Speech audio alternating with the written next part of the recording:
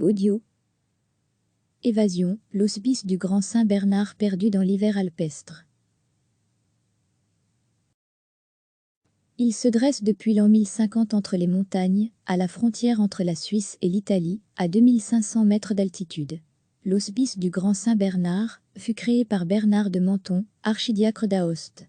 Sa vocation était de procurer un lieu de repos aux commerçants et aux pèlerins qui empruntaient la Via Francigena, un itinéraire commercial et religieux qui relie Canterbury, en Angleterre, à la Sainte-Rome. Un chemin qui traverse les Alpes depuis bien plus longtemps encore. C'est probablement sous le règne de l'empereur romain Jules César que cette route fut empruntée initialement pour permettre à ses troupes un accès vers la Gaule.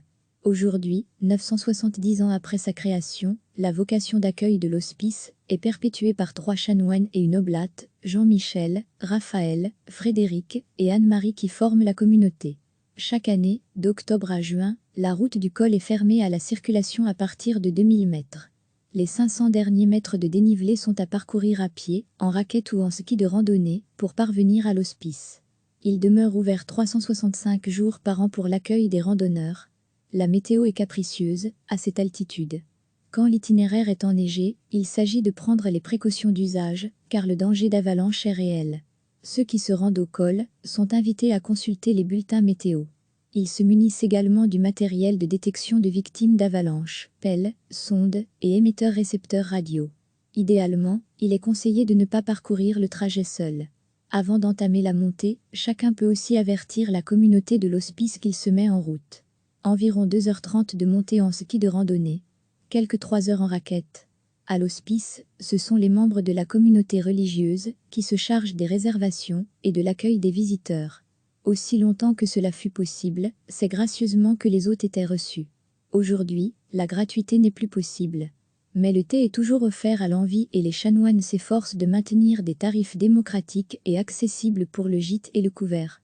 Pour les aider à accueillir les voyageurs de passage, il y a Viviane, la lingère, Johan, l'intendant, et Jean-Marc, le cuisinier.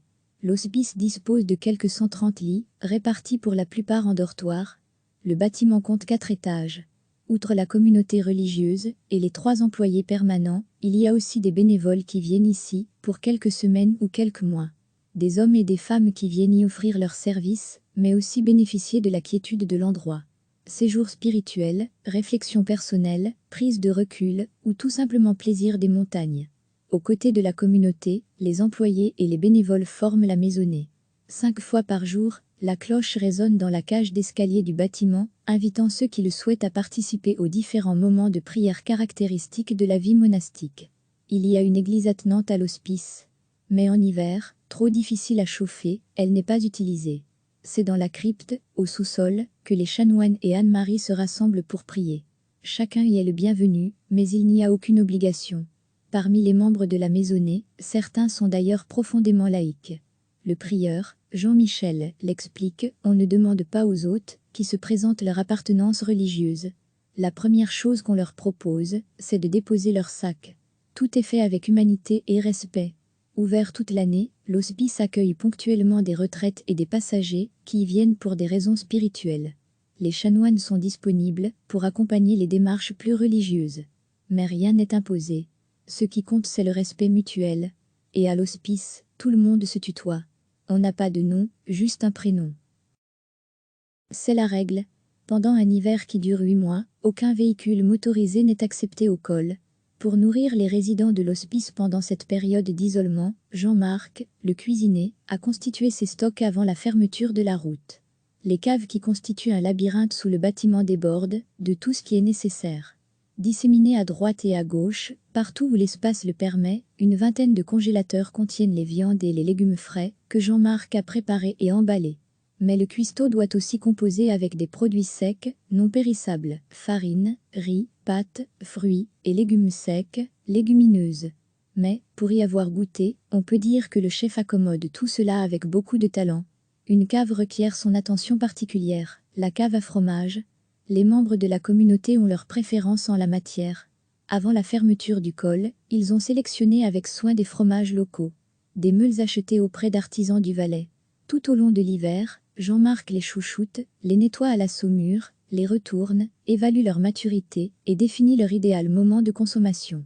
Seule exception à la règle, un hélicoptère viendra une seule fois pour un unique ravitaillement plus ou moins au milieu des 8 mois de fermeture du col. À quel moment viendra-t-il? Quand les 600 kilos de pain surgelé seront épuisés. L'Hospice est aussi une des plus anciens observatoires météo d'Europe. Les premiers relevés ont été consignés à partir de 1817. En 1982, une station automatique a été installée qui transmet des données météorologiques toutes les 10 minutes. Mais aujourd'hui encore, le chanoine Frédéric complète ces informations. Il procède quotidiennement à des mesures de la pluviosité, il observe et analyse la couverture nuageuse, consulte son vieux baromètre à cheveux et communique ses informations à Météo Suisse à Berne. Anne-Marie, elle, est en charge de l'analyse du manteau neigeux et de l'évaluation du risque d'avalanche. Chaque jour, elle chausse ses skis et va faire sa trace dans la poudreuse au col et ses environs. Ses observations, elle les transmet au SLF, le chenil Languinan-Fortingen, recherche sur la neige et les avalanches. En Suisse, elle fait partie des 200 personnes formées à cela et dont le travail quotidien permet d'éviter des drames et de limiter le nombre de victimes d'avalanches.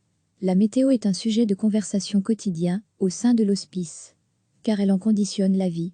Au plus fort de l'hiver, l'accumulation de neige peut atteindre 6, 7, 8 mètres. Au 3e étage du bâtiment, à côté d'une fenêtre, il y a une corde à nœuds. Elle n'est pas là par hasard. Si les premiers étages sont ensevelis, c'est par là que peut se faire l'accès à l'extérieur. Au rez-de-chaussée, il faut régulièrement creuser la neige pour accéder à la lumière du jour. Il arrive aussi que des conditions extrêmes séquestrant les membres de la communauté de Saint-Bernard et les habitants de la maisonnée à l'Opsis. Car s'ils passent l'essentiel de leur temps au col, ils ont également de temps en temps des congés. Mais comme l'explique Jean-Marc, tu as des congés, tu as fait des réservations de vacances, tu as un avion à prendre, mais survient une tempête de neige, alors que tu dois partir et gagner la vallée, et c'est foutu, tu es bloqué ici, à l'inverse, tu es dans la vallée, tu dois remonter pour reprendre le boulot, mais le risque d'avalanche est trop important, et tu dois attendre parfois quelques jours. Mais Jean-Marc accepte cette situation avec philosophie. Lui et tous les occupants permanents de l'hospice ont conscience de cette possible contrainte et ont appris à vivre avec. Recevez chaque matin l'essentiel de l'actualité. Cliquez sur s'abonner pour recevoir les dernières nouvelles.